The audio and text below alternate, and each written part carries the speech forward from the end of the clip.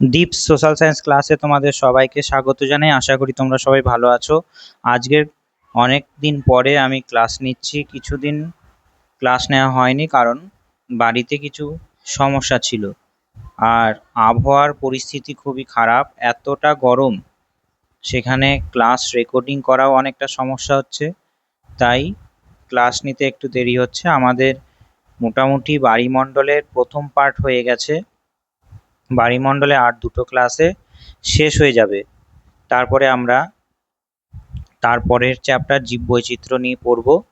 আজকে বায়ুমণ্ডলের কিছু গুরুত্বপূর্ণ পরীক্ষায় আসার মতো এমসিকিউ প্রশ্ন করাবো, সেটা দেখো কতগুলো পারছো।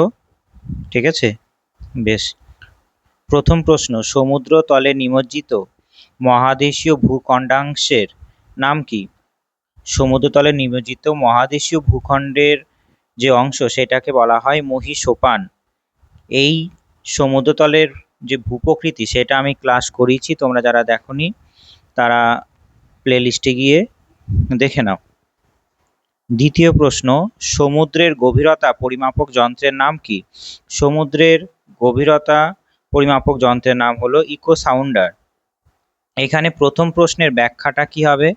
মহাদেশের একবারে শেষ অংশ, যেখানে সমুদ্র শুরু হলো, যেখান থেকে তারপরে ধীরে ধীরে সমুদ্রের গভীরতা বাড়তে থাকে। যেমন করে এটা পাহাড়ি অঞ্চল, তারপরে ধীরে ধীরে সমুদ্রের তলের গভীরতা বাড়তে থাকে এরকম করে। এই অংশটা হলো, এই জিজ্ঞাসা চিহ্ন অংশটা হলো মহীসোপান। আর 2 নম্বর পয়েন্টটা হলো মহীঢাল। এটি মূলত কি মহাদেশেরই অংশ। আর সমুদ্রের গভীরতা পরিমাপক যন্ত্রের নাম কি? Echo sounder. এই যন্ত্রে কিভাবে পাঠানো হয়? এই যন্ত্র থেকে সমুদ্রে শব্দ তরঙ্গ পাঠানো হয়। সেই শব্দ সমুদ্রের তলায় ধাক্কা খেয়ে ফিরে আসতে কত সময় নিচ্ছে তা হিসাব করে সমুদ্রের গভীরতা মাপা হয়। একে সোনার যন্ত্র বলা হয়। সোনার যন্ত্রও বলা হয়। এই সোনার যে শব্দটা, এই শব্দটার সম্পূর্ণ নাম কি? Sound navigation and ranging. Sound navigation and ranging. তৃতীয় প্রশ্ন আমাদের, যে বিজ্ঞানীদের মতে কোন অংশটি সামুদ্রিক তলদেশের সাথে যুক্ত নয়? ঠিক আছে, এখানে সমুদ্রের তলদেশের সাথে যুক্ত নয় কোনটি? সমুদ্রের তলদেশের ভূপ্রকৃতির সঙ্গে বিজ্ঞানীদের মতে সমুদ্রের তলদেশের ভূপ্রকৃতির সঙ্গে যুক্ত নয় কোনটি? গায়োট মাথাচাপটা পাহাড়ের মতো, বেসিন মানে সমুদ্র সমভূমি, এটাও হবে। ট্রেন্স মানে সামুদ্রিক খাত, এটাও হবে। শুধুমাত্র প্রণালী, অর্থাৎ প্রণালী হলো দুটো স্থলভাগের মাঝামাঝি যে অংশ দিয়ে জাহাজ চলাচল করে সমুদ্র পথ দিয়ে, এটা হলো প্রণালী। এটা সমুদ্র তলদেশের ভূপ্রকৃতির সাথে যুক্ত নয়। 4 নম্বর প্রশ্ন, সমুদ্র গভীরতা পরিমাপের এককটির নাম কি? সমুদ্রের গভীরতা পরিমাপক এককটির নাম হলো ফ্যাদম। এই ফ্যাদম, 1 ফ্যাদম সমান 6 ফুট, এবং এটা প্রায় 1.8 মিটারের সমান। 5 নম্বর প্রশ্ন, পৃথিবীর গভীরতম সামুদ্রিক খাতটির নাম কি? প্রশান্ত মহাসাগরে আছে, যার নাম মারিয়ানা খাত। আর এই মারিয়ানা খাতের একটা বিশেষ অংশ হলো চ্যালেঞ্জার ডিপ, সেটি হলো গভীরতম সমুদ্রের অংশ, প্রায় 11 কিমি গভীর। মারিয়ানা খাতেরই সবথেকে গভীরতম খাত চ্যালেঞ্জার ডিপ, প্রায় 11 কিমি গভীর। একটা মাউন্ট এভারেস্ট এই মারিয়ানা খাতের ভেতরে যে চ্যালেঞ্জার ডিপ আছে এখানে ঢুকে যাবে। 6, মহাসাগরে 6 মিটারের অধিক গভীর অংশগুলিকে কি বলা হয়? উত্তর হবে হ্যাডল বলা হয়। হ্যাডল। সমুদ্রের গভীরতা অনুযায়ী বিভিন্ন মণ্ডলে ভাগ করা হয়। একদম অতল গভীর অংশকে 6000 মিটারের বেশি, গ্রিক দেবতা হেডিস এর নাম অনুসারে একে হ্যাডল জোন বলা হয়। 7 নম্বর, প্রশ্ন, শতাংশ অনুসারে মহীসোপানের পরিমাণ বেশি কোন মহাসাগরে? শতাংশ অনুসারে যদি বলা হয়, সব থেকে মহীসোপান আছে বেশি আটলান্টিক মহাসাগরে। আটলান্টিক মহাসাগরে মহীসোপান বেশি। আর সব থেকে বৃহত্তম মহীসোপান যদি ধরা হয় তাহলে আছে সুমেরু মহাসাগরে। ৮ নম্বর প্রশ্ন, নিম্নলিখিত কোন মহাদেশ অনুসারে মহীসোপানের আয়তন বেশি? মহাদেশ অনুসারে সব থেকে মহীসোপান আছে এশিয়া মহাদেশে। এশিয়া মহাদেশের উত্তর ভাগে অর্থাৎ সাইবেরীয় অঞ্চলে, যেখানে সুমেরু মহাসাগর আছে, পৃথিবীর বিস্তৃত মহীসোপান অবস্থিত। তাই মহাদেশ হিসাবে এশিয়ার উপকূলবর্তী মহীসোপানের মোট আয়তন সবচেয়ে বেশি। ৯ নম্বর প্রশ্ন, মহীসোপান অঞ্চলের গভীরতা প্রায় কত মিটার? প্রায় ২০০ মিটার মহীসোপান অঞ্চলের গভীরতা। সমুদ্রের জল যেখান থেকে শুরু হচ্ছে সেখান থেকে হালকা ঢালু হয়ে সমুদ্রের দিকে নামার পর যেখানে হুট করে ঢাল বেড়ে যায় সেই পর্যন্ত অংশই হলো মহীসোপান। আর হুট করে ঢাল যে বেড়ে গেল সেখান থেকে শুরু হয় মহীঢাল। আমি সমুদ্রের তলদেশের ভূপ্রকৃতি, মহীসোপান, মহীঢাল, সমুদ্র খাত, তার সঙ্গে সঙ্গে অগ্ন্যুৎপাত, তারপরে গায়ট, এই সংক্রান্ত বিষয়গুলো পড়িয়েছি। তার থিওরি ক্লাস করানো আছে, তোমরা প্লে লিস্টে গিয়ে চেক করে নিও। ১০ নম্বর প্রশ্ন, সমুদ্রের গভীরতা পরিমাপে সাহায্যকারী একটি জাহাজের নাম কি?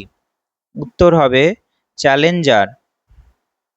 ১৮৭২ থেকে ১৮৮৬ সালে ব্রিটিশ জাহাজ HMS চ্যালেঞ্জার বিশ্বজুড়ে বৈজ্ঞানিক অভিযান চালিয়ে প্রথম সমুদ্রের তলদেশের গভীরতা ও ভূমিরূপের সুসংহত মানচিত্র তৈরি করেছিল।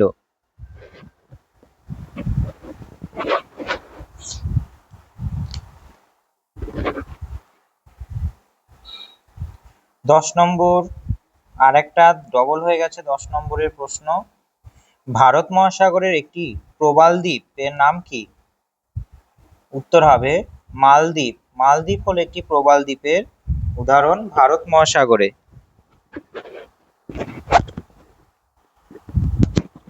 ১১ নম্বর প্রশ্ন, ভূপৃষ্ঠের মোট কত শতাংশ এলাকা প্রশান্ত মহাসাগরের অধীনে রয়েছে? উত্তর হবে ৩২%। প্রশান্ত মহাসাগর পৃথিবীর বৃহত্তম ও গভীরতম মহাসাগর। এটি একাই পৃথিবীর মোট উপরিভাগের প্রায় ৩২% এলাকা জুড়ে আছে, যা পৃথিবীর সমস্ত স্থলভাগের সম্মিলিত আয়তনের চেয়েও বড়। তারপরে ১২ নম্বর প্রশ্ন, সমুদ্রের সর্বাধিক গুরুত্বপূর্ণ অর্থনৈতিক অঞ্চল কোনটি? সব থেকে সর্বাধিক গুরুত্বপূর্ণ অর্থনৈতিক অঞ্চল বলতে বোঝায় যেখান থেকে সমুদ্রের থেকে, যে জায়গা থেকে বিভিন্ন ধরনের খনিজ সম্পদ সংগ্রহ করা হয়, সেই জায়গাটা হলো, মনে রাখবে যে মহীসোপান। এইখানেই সূর্যের আলো পৌঁছায় এবং তার সঙ্গে সঙ্গে বিভিন্ন মৎস্য আহরণ করা হয় এবং তার সঙ্গে সঙ্গে খনিজ তেলও উত্তোলন করা হয়। ১৩ নম্বর প্রশ্ন, সমুদ্রপৃষ্ঠে মহাসাগরগুলির প্রকৃত সীমা হলো? সমুদ্রপৃষ্ঠে মহাসাগরগুলির প্রকৃত সীমা কোনটি? প্রকৃত সীমা হবে এখানে ১৩ নম্বর প্রশ্ন মহীঢাল। মহীঢাল মহীসোপানের শেষ প্রান্ত থেকে ভূখণ্ডটি খাড়াভাবে নিচের দিকে নেমে যায়, যাকে মহীঢাল বলে। এই মহীঢালই শেষ হলে মহাদেশীয় ভূখণ্ডের প্রকৃত সমাপ্তি ঘটে এবং গভীর সমুদ্রের মেঝে বা সমভূমি শুরু হয়।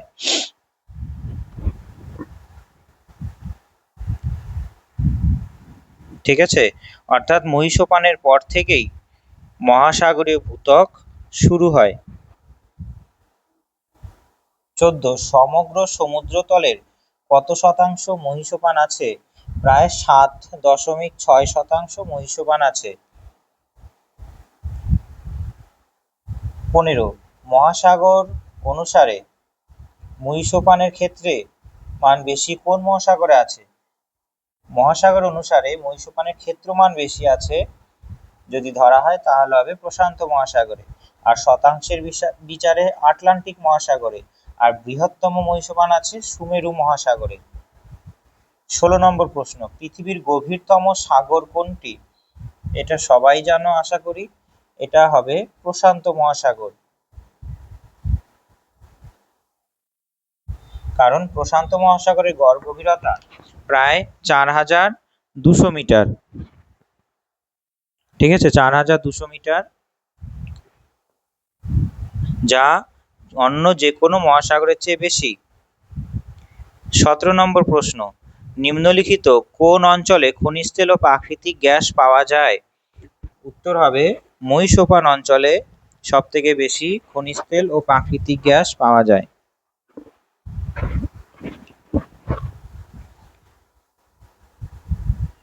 18 নম্বর প্রশ্ন, সমুদ্রের তলদেশে সর্বাধিক এলাকা জুড়ে বিস্তৃত অঞ্চল কোনটি? সবথেকে বেশি এলাকা জুড়ে অবস্থান করছে গভীর সমুদ্রের সমভূমি।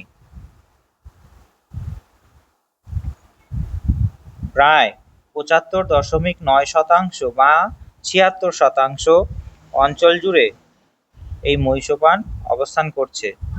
19 নম্বর প্রশ্ন, গভীর সমুদ্রের সমভূমি কোন ভূখণ্ডের অংশ?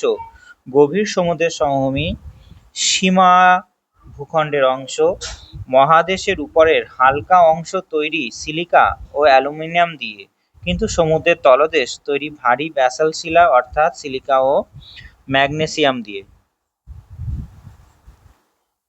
20 নম্বর প্রশ্ন, সমুদ্রের তলদেশে মিশ্র সংকীর্ণ অতি গভীর অংশ কোনটি? সমুদ্র খাত। পাত সংস্থান তত্ত্ব বা টেকটনিক পাতের চলনের কারণে সমুদ্রের তলদেশে গভীর সংকীর্ণ খাড়া পাড়যুক্ত খাদের সৃষ্টি হয়, যাকে সমুদ্র খাত বলা হয়। অভিসারী পাত সীমানায় যখন একটা পাত আর একটা পাতের নিচে ঢুকে যেতে থাকে, সেই জায়গাতেই আমাদের সমুদ্র খাত তৈরি হয়। এইখানে সমুদ্র খাত হলো এই অংশটা, যখন একটা পাত আর একটা পাতের নিচে অভিসারী চলনের ফলে ঢুকে যেতে থাকে, সেইখানেই তৈরি হয়। 21 নম্বর প্রশ্ন, গভীর সমুদ্রে নিমজ্জিত চ্যাপ্টা শীর্ষদেশ বিশিষ্ট পাহাড়ের নাম কি? চ্যাপ্টা শীর্ষদেশ যখনই বলবে তখনই উত্তর হবে চোখ বুজে গায়ট। কারণ এই গায়ট হিমযুগ যখন এসেছিল তখন সমুদ্রের তলদেশ থেকে বেরিয়ে গেছিল, যার ফলে তার মাথাটা ক্ষয় হয়ে গেছে, একটা সমুদ্রগিরি বা পর্বত রূপেই অবস্থান করতো এইরকম, কিন্তু পরবর্তীকালে সমুদ্রের তলদেশ থেকে বাইরে বেরিয়ে এসে ক্ষয়প্রাপ্ত এরকম মাথা চ্যাপ্টা হয়ে গেছে। 22 নম্বর প্রশ্ন, সমুদ্রের জলের উষ্ণতা সবচেয়ে বেশি কোন অঞ্চলে? সব থেকে সমুদ্র জলের উষ্ণতা বেশি নিরক্ষীয় অঞ্চলে। 23 নম্বর প্রশ্ন, সমুদ্রের গভীরতা বৃদ্ধির সঙ্গে উষ্ণতা কিরূপ পরিবর্তিত হয়? যত গভীরতা বাড়বে উষ্ণতা ধীরে ধীরে হ্রাস পাবে, আর 0 থেকে 200 মিটার পর্যন্ত সূর্যের আলো পৌঁছায় বলে উষ্ণতার তেমন পরিবর্তন হয় না, কিন্তু হঠাৎ করে 200 মিটার পরে উষ্ণতা এতটাই কমে যায় যে সেই জায়গাটা দ্রুততার সঙ্গে উষ্ণতা পরিবর্তন হয়, আর সেইটাকে বলা হয় কি থার্মোক্লাইন। যখন আমি পড়াবো সমুদ্র জলের উষ্ণতা তখন বুঝিয়ে দেব। 24 সমুদ্র জলের উষ্ণতার অনুভূমিক বন্টন দেখানো হয় কোন রেখার দ্বারা? অনুভূমিক বন্টন দেখানো হয় সমতাপ রেখা দ্বারা। ঠিক আছে, সমতাপ রেখা দ্বারাই সমুদ্রের জলের উষ্ণতার অনুভূমিক বন্টন দেখানো হয়। 25 নম্বর প্রশ্ন, মহাসাগরের সমতাপ রেখার মানচিত্র তৈরি করা হয় কোন কোন মাসে? জানুয়ারি এবং জুলাই মাসে, যেহেতু উত্তর গোলার্ধে এবং দক্ষিণ গোলার্ধে শীতকাল এবং গ্রীষ্মকাল দেখা যায়, সেই হিসাবেই জানুয়ারি ও জুলাই মাস করা হয়। 26 প্রশ্ন, সমুদ্র জলে দৈনিক উষ্ণতার প্রসার কত? সমুদ্র জলে দৈনিক উষ্ণতার প্রসার 1 ডিগ্রি সেন্টিগ্রেড। 27 নম্বর প্রশ্ন, সমুদ্র জলের উষ্ণতা সবচেয়ে কম থাকে কোন অঞ্চলের সমুদ্রে? সব থেকে কম থাকে সমুদ্র জলের উষ্ণতা মেরু অঞ্চলে। সুমেরু ও কুমেরু বৃত্ত বা মেরু অঞ্চলে সূর্যরশ্মি অত্যন্ত তীর্যকভাবে পড়ে, অতটা লম্বভাবে পড়ে না। ফলে সেখানে তীব্র ঠান্ডা থাকে এবং সমুদ্রের জলে জমে বরফে পরিণত হয়। এখানকার জলের তাপমাত্রা থাকে সবচেয়ে কম আর সব থেকে বেশি থাকে সমুদ্র জলের উষ্ণতা নিরক্ষীয় অঞ্চলে। 28 প্রশ্ন, সমুদ্র জলে লবণতার পরিমাপের একক কি? সহস্রাংশ দিয়ে লবণতার পরিমাপ করা হয়। এর সিম্বল হলো এই রকম, অর্থাৎ এটা 1000 ml জলে কতটা লবণ আছে এই হিসাবে পরিমাপ করা হয়। সহস্রাংশ বলতে বোঝায় 1000-এ, ঠিক আছে। আর যদি বলতো শতাংশ তাহলে হতো 100-তে। সহস্রাংশের সিম্বল হলো এইরকম। 29 নম্বর প্রশ্ন, সমুদ্রের জলের গড় লবণতার পরিমাণ কত? গড় লবণতার পরিমাণ এখানে হবে 35 সহস্রাংশ, ঠিক আছে, 35 সহস্রাংশ। যেটা এখানে 1000 বললাম সেটা 1000 ml বা 1000 গ্রামে ধরে করা হয়, 1000 গ্রামে। তাহলে এখানে 35 সহস্রাংশ কথার অর্থ কি? যে 1000 গ্রামে 35 সহস্রাংশ লবণ আছে, ঠিক আছে। তার মানে কি? অর্থাৎ 1 কেজি বা 1000 গ্রাম সমুদ্রের জলে 35 গ্রাম লবণ পাওয়া যাবে। 1000 গ্রাম জলে 35 গ্রাম লবণ পাওয়া যাবে। এটার মানে কি? 35 সহস্রাংশ। 30, বাষ্পীভবনের সঙ্গে সমুদ্র জলে লবণতার সম্পর্ক কি? সমানুপাতিক। যত বাষ্পীভবন বেশি হবে, উষ্ণতা বেশি হবে, তত লবণতা বাড়বে। 31, সমুদ্র জলের ঘনত্ব পরিমাপের একক কি? সমুদ্র জলের ঘনত্ব পরিমাপ করা হয় গ্রাম পার ঘন সেমি দিয়ে। সিজিএস পদ্ধতিতে ঘনত্বের একক হলো গ্রাম প্রতি ঘন সেন্টিমিটার। 32, কোন মহাসাগরের লবণতা সর্বাধিক দেখা যায়? সর্বাধিক দেখা যায় আটলান্টিক মহাসাগরে, সর্বাধিক লবণতা দেখা যায়, কারণ আটলান্টিক মহাসাগরে উত্তর ও দক্ষিণ ক্রান্তীয় অঞ্চলে বাষ্পীভবন বেশি হয় এবং চারিদিকে স্থলভাগ থেকে মিষ্টি জলের যোগান প্রশান্ত মহাসাগরের তুলনায় কম হওয়ায় এর গড় লবণতা 37 সহস্রাংশ, অর্থাৎ 1 কেজি জলে বা 1000 গ্রাম জলে 37 গ্রাম লবণ পাওয়া যায়। 33, নিম্নলিখিত সাগরগুলির মধ্যে কোন সাগরে লবণতা অপেক্ষাকৃত বেশি? এখানে সব থেকে লবণতা বেশি লোহিত সাগরে। তার কারণ কি? লোহিত সাগর শুষ্ক মরুভূমি অঞ্চলে অবস্থিত, বৃষ্টিপাত প্রায় হয় না, বড় কোনো নদী এসে এখানে মেশেনি, তাই এখানকার লবণতা সবচেয়ে বেশি। এইগুলোর মধ্যে কত হবে? 41 সহস্রাংশ। 34, 4 ডিগ্রি উষ্ণতায় বিশুদ্ধ জলের ঘনত্ব কত? 1 গ্রাম ঘন সেমি। পদার্থবিজ্ঞানের নিয়ম অনুযায়ী 4 ডিগ্রি সেলসিয়াস তাপমাত্রায় বিশুদ্ধ জলের ঘনত্ব সবচেয়ে বেশি বা সর্বোচ্চ হয়। 35, নিম্নলিখিত কোনটি প্রধান সামুদ্রিক সম্পদ? উত্তর হবে মাছ। সামুদ্রিক সম্পদের মধ্যে জৈব সম্পদ হিসাবে মাছ মানুষের খাদ্য ও অর্থনীতির সবচেয়ে বড় উৎস। বিশ্বজুড়ে কোটি কোটি মানুষ জীবিকা ও প্রোটিনের যোগান আসে সামুদ্রিক মৎস্য থেকে। 36, সিউইড, এটি একটি সামুদ্রিক খাবার বা সামুদ্রিক শৈল যেটা চীনে সব থেকে বেশি উৎপাদন করা হয়। 37, কোথায় পিলেজিক সঞ্চয় দেখা যায়? সমুদ্রের গভীরে পিলেজিক সঞ্চয় দেখা যায়। সমুদ্রের উপরের স্তরে ভেসে থাকা আণুবীক্ষণিক জীব বা প্লাঙ্কটনের মৃত্যুর পর তাদের খোলস ও অবশেষ যখন গভীর সমুদ্রের তলদেশে থিতিয়ে পড়ে বা লালচে কাদা তৈরি করে তাকে পিলাজিক অবক্ষেপ বলে। এটি গভীর সমুদ্রের সমভূমিতে সব থেকে বেশি দেখা যায়। 38, নেরিটিক অবক্ষেপ দেখা যায় কোথায়? নেরিটিক অবক্ষেপ দেখা যায় মহীসোপান অঞ্চলে। স্থলভাগ থেকে নদী, বাতাস বা সমুদ্র তরঙ্গর মাধ্যমে বয়ে আনা নুড়ি, কাঁকর, বালি, কাদা যখন উপকূলের কাছাকাছি অগভীর সমুদ্রের মহীসোপান অঞ্চলে জমা হয় তখন তাকে নেরিটিক অবক্ষেপ বলা হয়। 39, ভূজাতীয় সঞ্চয়গুলির উদাহরণ কোনটি? ভূজাতীয় মানে ভূমিভাগের থেকে এসেছে। আগ্নেয়ভস্ম, উত্তর হবে আগ্নেয়ভস্ম, কারণ রেডিওল্যারিয়ান, প্রবাল, ডায়াটম এগুলি সব সামুদ্রিক জীবের দেহাবশেষ থেকে তৈরি হয়। কিন্তু আগ্নেয়ভস্ম হল ভূপৃষ্ঠ বা আগ্নেয়গিরি থেকে আসা অজৈব পার্থিব পদার্থ, তাই এটি ভূজাতীয় বা টেরিজোনাস সঞ্চয়। ভূজাতীয় বা টেরিজোনাস সঞ্চয়। 40, সমুদ্রে নিমজ্জিত মহাদেশীয় ভূখণ্ডের প্রান্তিক অংশকে কি বলা হয়? সমুদ্র তলদেশে ভূখণ্ডের প্রান্তিক অংশের নাম হলো মহীসোপান। 41, মহীসোপান অঞ্চলে গড় গভীরতা কত? 200 মিটার। 200 মিটার হলো গভীরতা যেখানে সূর্যের আলো পৌঁছায়। এরপরে শূন্যস্থান পূরণ থেকে প্রশ্ন, সমুদ্রে সস্থানিকজাত পদার্থের সঞ্চয়কে কি বলা হয়? উত্তর হবে অজৈব সঞ্চয়। সমুদ্রের জলে দ্রবীভূত খনিজ পদার্থগুলি যখন কোনো রাসায়নিক বিক্রিয়ার মাধ্যমে সরাসরি সমুদ্রের তলদেশেই জমা হয় বা অধঃক্ষিপ্ত হয়, তখন তাকে বলা হয় সস্থানিক বা অজৈবিক সঞ্চয়। সস্থানিক মানে বলতে চাইছে অজৈবিক সঞ্চয়, যেমন ম্যাঙ্গানিজ নডিউল হলো এর উদাহরণ।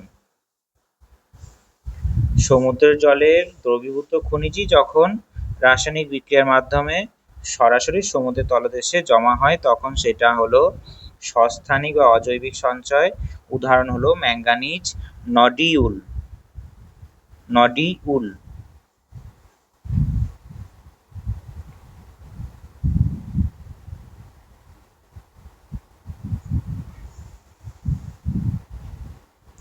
এরপরে 43, ড্যাশ হলো একটি ভারতের মহাসাগরীয় বেসিন। অর্থাৎ ভারত মহাসাগরীয় বেসিন মানে বলতে চাইছে এটা একটা গভীর সমুদ্রের সমভূমি। এর মধ্যে কোনটি হবে? আন্দামান বেসিন হবে। আন্দামান সাগর ভারতের মহাসাগরের উত্তর পূর্ব অংশের একটি অংশ, তাই আন্দামান বেসিন বা অববাহিকাটি ভারত মহাসাগরের অন্তর্গত। আর বাকি যেগুলো আছে এগুলো সবকটাই প্রশান্ত মহাসাগর এবং আটলান্টিক মহাসাগরে আছে। 44, ড্যাশ হলো ভারতের সবচেয়ে গভীরতম খাত। ভারত মহাসাগরের সব থেকে গভীরতম খাত হলো সুন্দা খাত। গভীরতা পায় 7450 মিটার। আর এখানে টোঙ্গা ও কামচাটকা আছে প্রশান্ত মহাসাগরে। 45, ড্যাশ হলো নীল কাদার প্রধান রাসায়নিক উপাদান। এটার উত্তর হবে আয়রন সালফাইড। নীল কাদার প্রধান রাসায়নিক উপাদান। গভীর সমুদ্রের নীল কাদায় জৈব পদার্থের পচনের ফলে এবং লোহার সাথে সালফারের রাসায়নিক বিক্রিয়ায় আয়রন সালফাইড তৈরি হয়। এই কাদাকে নীলচে সবুজ রং দেয়। 46, সমুদ্র তলের একই গভীরতা বিশিষ্ট স্থানগুলিকে যুক্তকারী কাল্পনিক রেখাকে কি বলা হয়? গভীরতা বিশিষ্ট স্থানগুলিকে বলা হয় আইসোবাথ। উত্তর হবে আইসোবাথ। গ্রিক শব্দ আইসো মানে সমান, বাথ মানে গভীরতা, অর্থাৎ মানচিত্রে সমুদ্রের সমান গভীরতম স্থানগুলিকে এই রেখা দ্বারা যুক্ত করা হয়। 47, সবচেয়ে বেশি মাছ পাওয়া যায় সমুদ্রের কোন অংশে? মহীসোপান অংশে সব থেকে বেশি মাছ পাওয়া যায়, কারণ এখানে সূর্যের আলো পৌঁছায় এবং মাছের খাবার প্লাঙ্কটন তৈরি হয়। 48, সিন্ধু পদ্মা এক ধরনের কি ধরনের অবক্ষেপ? জৈব অবক্ষেপ, অর্থাৎ এগুলো তৈরি হয় সূক্ষ্ম বা সিন্ধু পদ্ম তৈরি হয় মূলত ডায়াটম, ফোরসামিনার বা রেডিওল্যারিয়ানের মতো অতি ক্ষুদ্র সামুদ্রিক জীব ও উদ্ভিদের খোলস দিয়ে। এরপরে সত্য মিথ্যা নির্বাচন। 49, সমুদ্র তলদেশের সমতল এবং এখানে উচ্চতার কোনো পার্থক্য নেই। এটা ভুল। সমুদ্রের তলদেশ অনেকটা কি উঁচু নিচু, কারণ স্থলভাগের মতোই সমুদ্রের নিচে পাহাড়, খাত, মালভূমি রয়েছে। বিবৃতি 2, গভীর সমুদ্রের জলে তাপমাত্রা সাধারণের তুলনায় অনেক কম থাকে। সত্য, তার কারণ গভীর সমুদ্রে সূর্যের আলো পৌঁছায় না। বিবৃতি 3, সমুদ্রের তলদেশে অবস্থিত আগ্নেয়গিরি থেকে কাদা নির্গত হয়।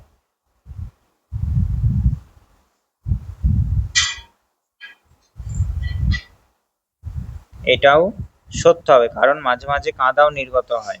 আবার সমুদ্রের জলে শুধু সোডিয়াম ক্লোরাইড দ্রবীভূত থাকে, এটা মিথ্যা হবে, কারণ সোডিয়াম ক্লোরাইড নয়, সোডিয়াম ক্লোরাইড ছাড়াও ম্যাগনেসিয়াম ক্লোরাইড, ক্যালসিয়াম সালফেট সহ বহু ধরনের লবণ থাকে।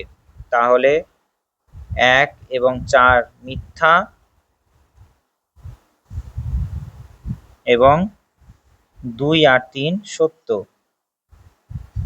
50 নম্বর প্রশ্ন, সমুদ্র তলের ভূপ্রকৃতি সম্পর্কে জানার জন্য র্যাডার অল্টিমিটার যন্ত্র ব্যবহার করা হয়, এটা হবে সত্য। আর খনিজ তেল ও প্রাকৃতিক গ্যাসের আধার হলো মহীসোপান, এটাও সত্য। তারপরে বিবৃতি 3, সূর্যালোকের ওপর সমুদ্র জলের উষ্ণতা নির্ভর করে না, এটা মিথ্যা, কারণ সূর্যের আলো দ্বারাই সমুদ্রের জল সব থেকে বেশি গরম হয়।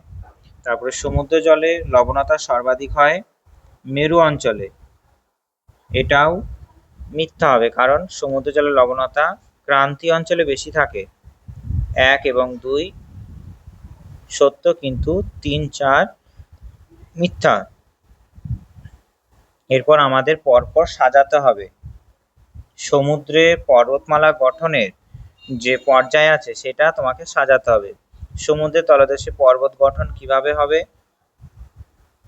প্রথমে আগ্নেয়গিরির কার্যকলাপ হবে, তারপর লাভার সঞ্চয়ন হবে, তারপরে পর্বত গঠন হবে। অর্থাৎ এইটাই ঠিক হবে, প্রথমে আগ্নেয়গিরি থেকে যে কার্যকলাপগুলো সেগুলো হবে, তারপর লাভার সঞ্চয় হবে, তারপরেই পর্বত গঠন হবে। 52, সমুদ্রের জলে দ্রবীভূত লবণতার শতকরা পরিমাণ বেশি থেকে কম অনুসারে সাজাও। সব থেকে সমুদ্রের জলে বেশি আছে সোডিয়াম ক্লোরাইড, তারপরে 2 নম্বর আছে ম্যাগনেসিয়াম সালফেট, ম্যাগনেসিয়াম সালফেট নয়, ম্যাগনেসিয়াম ক্লোরাইড, তারপরে হবে ম্যাগনেসিয়াম সালফেট, তারপরে হবে ক্যালসিয়াম সালফেট। তাহলে 1, 3, 2, 4 উত্তর হবে অপশন বি। এরপরে ডায়াগ্রাম বেসড বা চিত্র এঁকে দেবে তোমাদের, তারপরে তোমাদের চিহ্ন করতে হবে এই ভূমিরূপটি কি। ঠিক আছে, এইখানে একটা ভূমিরূপ আঁকা আছে, বিভিন্ন সমুদ্র তলদেশে ভূপ্রকৃতি আঁকা আছে। এই যে এইটা হলো আমাদের মহীসোপান 1 নম্বর, এটা হলো মহীঢাল 2 নম্বর, 3 নম্বরটা হলো গায়ট, 4 নম্বর হলো সমুদ্রের গিরি, আর 5 নম্বর হলো অগ্নুৎপাত হচ্ছে। আর এই যে লাল কালারের যেটা সমান অংশ, এটাকে বলা হয় সামুদ্রিক সমভূমি। এইখানে যে 1 নম্বর লেখা, এই 1 নম্বর যেটা ধীরে ধীরে ঢালটা নেমে যাচ্ছে, এটা হলো মহীসোপান, সমুদ্র যেখান থেকে শুরু হয়। তারপরে মহীসোপানের শেষে হঠাৎ করে ঢালটা বেড়ে গেল, এই যে এই জায়গাটাকে বলছে মহীঢাল। তারপরে মাথা চ্যাপ্টা যে সমুদ্র গিরি 3 নম্বরটা, সেটা হলো গায়ট। তারপরে 4 নম্বর যেটা উঁচু শঙ্কু আকৃতি, সেটাকে বলা হয় সমুদ্রগিরি বা সমুদ্রের তলদেশে পর্বত। আর 6 নম্বর যেটা দেখতে পাচ্ছ, 6 নম্বর একবারে এইখান থেকে এই যে এই জায়গাটা হলো ধীরে ধীরে একবারে সমান হয়ে গেছে, এটা হলো সমুদ্র সমভূমি। ঠিক আছে, আর শেষে আছে এটা কি, এটা হলো অগ্নুৎপাত হচ্ছে। আর যেটা 7 নম্বর, এই যে 7 নম্বর, এটা অনেকটা বড় গভীর খাত, এইটা হলো সামুদ্রিক খাত। ঠিক আছে, আর 5 নম্বর যেটা, এই 5 নম্বর হলো অগ্নুৎপাত হচ্ছে সমুদ্রের তলদেশে অভিসারী পাত সীমানায়। আর এই অগ্নুৎপাত হতে হতে সমুদ্রের তলদেশে একটা দ্বীপের মতো জেগে উঠতে পারে পরবর্তীকালে। ঠিক আছে, তাহলে এখানে চিত্রে যে জিজ্ঞাসা চিহ্ন দেয়া আছে, এই যে এইটা আর এটার মানে কি হবে? মহীসোপান এবং মহীঢাল। উত্তর হবে মহীসোপান এবং মহীঢাল। ঠিক আছে? তাহলে আমাদের টোটাল প্রশ্ন হয়ে গেল। আশা করি তোমরা এই প্রশ্নগুলো করলে তোমাদের পরীক্ষার জন্য যে প্রশ্নগুলো দেওয়ার সম্ভাবনা আছে সেটা অনেকটাই কভার হয়ে যাবে। তারপরে তো আমি আছি আরও প্রশ্ন তোমাদের প্র্যাকটিস করানোর জন্য। কেমন প্রশ্ন আসতে পারে সেই জন্য একটা সেট করালাম। ঠিক আছে, দেখা হচ্ছে পরের থিওরি ক্লাসে। ততক্ষণ ভালো থেকো। জয় হিন্দ, জয় ভারত।